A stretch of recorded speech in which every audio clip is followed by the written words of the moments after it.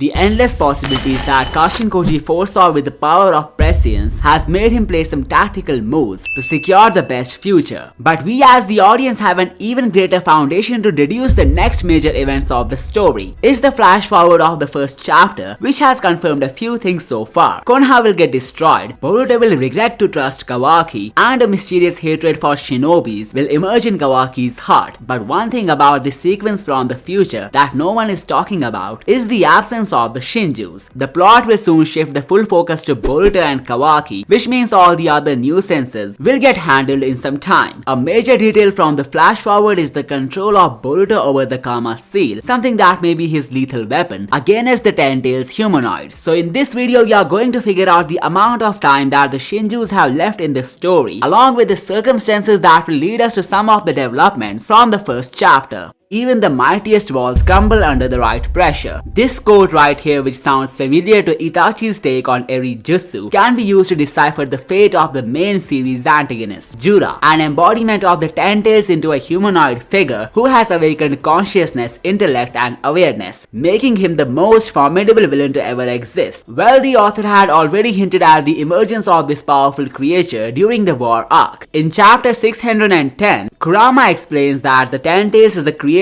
devoid of feelings or sentiments. It has no capacity for mercy or empathy, and he operates purely on instinct and power. This statement can be taken as a warning that if it ever gains consciousness, his destructive potential would be uncontrollable, leading to complete annihilation. This was likely a foreshadowing of the catastrophic consequences that would follow if the Ten Tails were ever allowed to awaken intellect. And with the reveal of Jura, the present major enemy of Two Blue Vortex, it seems like the prophecy of Kurama is coming true. He was left shocked when this humanoid Ten Tails was able to trace him, even though no one had sensed his presence before, ever since he was reborn inside Himawari except Daemon. The plan of Kashin Koji to get rid of Jura involves a lot of big brain moves that are fueled by the omnipotent power of prescience. Koji and Boruto are seemingly playing a strategic game of chess to turn the odds in their favor. The attribute of singularity that they attain after gaining the foreknowledge of what's coming has enhanced the chances for them to manifest a better outcome. But as I said in the beginning, we know how it's going to end, so the future doesn't seem to be that bright for Boruto. It was already teased by Tonevi in the anime when he used the words like darkness and bitter end while discussing the fate of the prodigy. But even though there is so much going on for Boruto to deal with, there is some good news and bad news for him in the store. The good news being the fact that he will overcome his destiny of getting killed by Jura, a prediction that was made by Kashin Koji, and the bad news being Konoha's destruction, which is bound to happen anyway. So even though he was able to save himself, he wouldn't be able to save everyone. But thankfully Jura won't be behind the doom that would land upon Boruto's fate. Rather, it's going to be someone whom he has been gambling everything upon against all odds. But guess what? It's not a retelling of Naruto and Sasuke, so no matter what he would do to redeem Kawaki, he's destined to be the destroyer at the end. But the question still remains, what really happened to Jura? How come he went from being the killer of Boruto to passing down the crown of the series antagonist to Kawaki? Well, chapter 16 has dropped some hints for us to solve this mystery. Kashin Koji can be seen using his toad to communicate with Shikamaru, where he reveals some huge details about Jura the boss Shinju. First and foremost, it's now official that he's far above the other Shinjus who originated from human chakra. Any situation that will get him angered can put the shinobi world in an absolutely alarming state, with the good guys having no chance of victory whatsoever. The fact that Kashin Koji said this has confirmed one thing: Jura might be stronger than Daemon all along, and I think it was obvious from the beginning, looking at how the cyborg lacks the ability to fly, which could put him in a vulnerable situation. Not just that, he was surprised to sense the chakra of Kurama that Himawari randomly released, and judging by the fact that Jura could annihilate Hima in her KCM form, there is no way for Daemon to hold a chance against him. This means he's officially the strongest of them all and could bring an end to the world in the blink of an eye. However, there is some complexity attached to his character which makes him the most interesting villains of the story. As revealed by Koji, Jura respects the cultural value of Konoha and expects to be treated normally in the village. He will not cause any destruction within the leaf, and judging by his desire to face a normal treatment, it seems like his hunt for knowledge and curiosity are far superior to his destructive instincts. Also, he can destroy everything in a matter of seconds. This is definitely not something which aligns with his character. The reason being the drive to seek purpose as well as the meaning within life. Think of it this way. Jura gained intellect and awareness after suffering as a voiceless creature for ages. The sudden emergence into a world that one knows nothing about must be really thrilling yet intriguing. That must be the reason why he started to gather as much knowledge as he could, which eventually made him honor the village of Konoha and its heritage. By going totally berserk on everyone and everything, he would lose the chance to understand the purpose behind all creation, as well as his unexpected birth. This might be why he assigned the role of killing Boruto and his ally to Code. He doesn't want to get his hands dirty by engaging in a bloodbath. The moment when he spared Boruto's life reminds me of the time when Momoshiki pointed out the prodigy being burdened with an interesting fate. Jura already told Boruto that he cannot escape his destiny, but it seems like by deciding not to kill him at this moment, something popped in his mind that aligns with his sense of purpose. There was once a theory about Momoshiki giving up on his life to merge with Boruto just to witness his interesting fate coming true. So what if something similar was the case with Jura when he decided to spare Boruto? He might be deliberately keeping him alive cause he's an interesting character, and it could be that he will find amuse in his suffering, which is why he wants to hunt down his secret ally first. Make sure to subscribe if you are enjoying, as the takes from this point will only get crazier. So while re-examining this sequence where Jura changed his mind to kill Boruto, I found an interesting detail that not many people may have noticed. When Jura was about to shoot his final blow on Boruto, he could see Sumire near him immediately after the emergence of Mamushi. While it can be argued that he retreated cause Hidari and Ryu needed to be revived, otherwise their soul thorn would have rotten out. Or maybe because the intel of Matsuri about the ally of Boruto was so important that he needed to go back and plan the next moves. But as confirmed by Kashin Koji, Jura is the strongest, which means he could have easily went away after killing Boruto right here. However, the fact that he chose not to do it has led to a lot of mysteries. What in the world forced Jura to just miss the golden chance of killing the biggest hurdle in his plan? While it can be argued that he doesn't necessarily have a plan, rather he has goals, and killing Boruto had become an important mission for him just one chapter ago. This means something made Jura give up on his huge goal, and believe it or not, Boruto already knew this. He must have already known this future thanks to the prescience of Kashin Koji, which means he even knew that Jura won't be able to kill him right here, cause if that was the case, there was no way he would have let this situation occur. So let's say if he hadn't given up on the soul thorn bulb, Jura could have lost his temper, making him wreak havoc everywhere. So it was a part of Boruto's plan to just take the hit and give away the soul thorn of Hidari. But look at this scene where Jura takes a stare at Boruto. He looks kinda surprised to see Sumire there, and there's a slight chance for her to be the one who saved Boruto right at this point. It could be that Jura's precision wasn't that good, and there was a slight chance for him to kill Sumire by mistake. And looking at how he gave a chance to Team 10 to retreat instead of killing them when they were becoming hurdles, we can conclude that the character of Jura is pretty considerate when it comes to blameless and innocent lives. This may be why he avoided to kill Boruto here. It wasn't just because of Mamushi's interference, rather it was the presence of Sumire which influenced his decision making. Now you could argue that he had attacked Inojin, who was brought to the verge of death by a single strike. Well, the poor son of Ino didn't take his warning seriously and went to attack him out of rage, while Sumire neither put any impact to Jura nor his plans. She was simply acting on her emotions by being concerned for Boruto, and her dying in between all this could be something that Jura wouldn't desire. After all, he's like a new character to the 10th season of some show, meaning that he's learning everything like a newborn while being the most powerful already. Before going back to Jura and his goodbye from the plot as a sensible villain, let's go back to the prologue sequence and solve a few mysteries. First, the new attire of Kawaki. Well, considering the Jigen inspired clothes and stuff, I think it's the form that he will attain after Amaro removes his limiters. Kishimoto revealed in a recent interview that it was Aida who gets the clothing for Kawaki, as he's too carefree to do it himself. So it doesn't make sense for him to buy this attire and get a staff out of nowhere, considering we are getting close to the prologue scene with every chapter. So the best explanation for the outfit change would be the release of his power limiters by Amado. The second question lies within the karma of Boruto, and if he would possibly beat Jura with it. Well, one thing is clear, that he has definitely gotten into some fight right before this battle, and it seems like he had to use his karma in that fight too. Now, a point that I don't see many people notice is that Boruto from the flash forward only has the karma active on the arm and not the whole body. It's only when he ties the headband on his head when the karma spreads on his face and resonates with the Jogan. So what if Jura was about to hit Boruto with the Biju bomb, and when the Otsutsuki inside of him sensed danger, he voluntarily activated the karma and made Boruto absorb it with his palm. This could be the very first involvement of Momoshiki in Boruto's life after the time skip, and upon feeling a huge ball ball of energy swirling through his Kama, Boruto could amplify the Biju Dama back on Jura, and with the joint effort of Kawaki, they could have possibly defeated Jura. Now there are two reasons for me to see this as a strong possibility. Firstly, Boruto asked for Kawaki's help in defeating Jura, and unless there wasn't a possibility for their union to provide them an edge against the Shinju, Boruto most likely wouldn't have made this move for some obvious reasons. Think of it this way: by making Kawaki fight Jura, who is the strongest being around, no matter with or without limiters, Boruto is only increasing the chances for the planet's destruction, cause if Kawaki or him get devoured, it's over. So a head-to-head battle won't necessarily grant them an upper hand unless there is some twist involved. We shouldn't forget it's Kashin Koji who's planning all of it, and he has already provided some instructions to Shikamaru for defeating Masuri and Ryu. By this we can conclude if it's him who has planned out the collaboration of Boruto and Kawaki against Jura, then there must be some merit in the strategy which would likely lead us to a better outcome. Secondly, there is no mention of Momoshiki even in the foreseen futures of Kashin Koji. So what if it's because he's a part of a bigger plan which involves crushing Jura sooner or later? The Biju bomb theory that I just mentioned could also be a part of Koji's master plan. He knows Momoshiki wants to protect Boruto as he is the only medium through which the Otsutsuki could connect with the outside world. Even though he cannot resurrect, he is preserved within his consciousness, which gives a sort of hope and purpose to his existence. So if Boruto ever gets into a life-threatening situation, Momoshiki would try to save him somehow, and this explains why his Kama is half active in the flash forward. It could be a deed of Momoshiki, who played a quick and sneaky role in defeating the big boss. Now as for my final take on Jura for this video, there's a thought that I have been thinking for a while now. Look at the destroyed Leaf Village from the future. There's a possibility that someone like Kawaki did it on purpose to promote his shinobi propaganda. He may be planning to reform the system and build a new world by becoming a messiah type of figure or something. But there's another possibility that is very likely to occur. As the Tentis now has a consciousness of its own, the divine tree might have been cultivated, meaning an Otsutsuki was sacrificed to bring an end to this world. Now you could tell me that's impossible since there are only two Otsutsukis who can be devoured by Jura. But what if I told you there is actually a third, a new Otsutsuki who was teased in chapter 75, a being that lies within the palm of Kawaki, the dweller of the Red Kama seal, someone who would take the body of AKB to resurrect itself. Amaru has already made it clear that he has no idea about the consequences of reviving AKB through the Kama method, and he can't be sure about the evolution of this new being into an Otsutsuki. So what if Kawaki figures out that Jura needs an Otsutsuki, and in return he would spare his life? But what's unknown to Jura would be the fact that once he eats an Otsutsuki, he will become a divine tree himself, which means he would no longer be a conscious being who would make his own destructive decisions. Rather, he would reduce to a tree that would bear the strongest chakra fruit of the universe. And this could be something that Kawaki would plan out of his hatred for Shinobis, as well as the last resort in destroying the Otsutsuki clan. Let me know your thoughts on this theory below, and don't forget to subscribe for more amazing stuff. I will see you next time.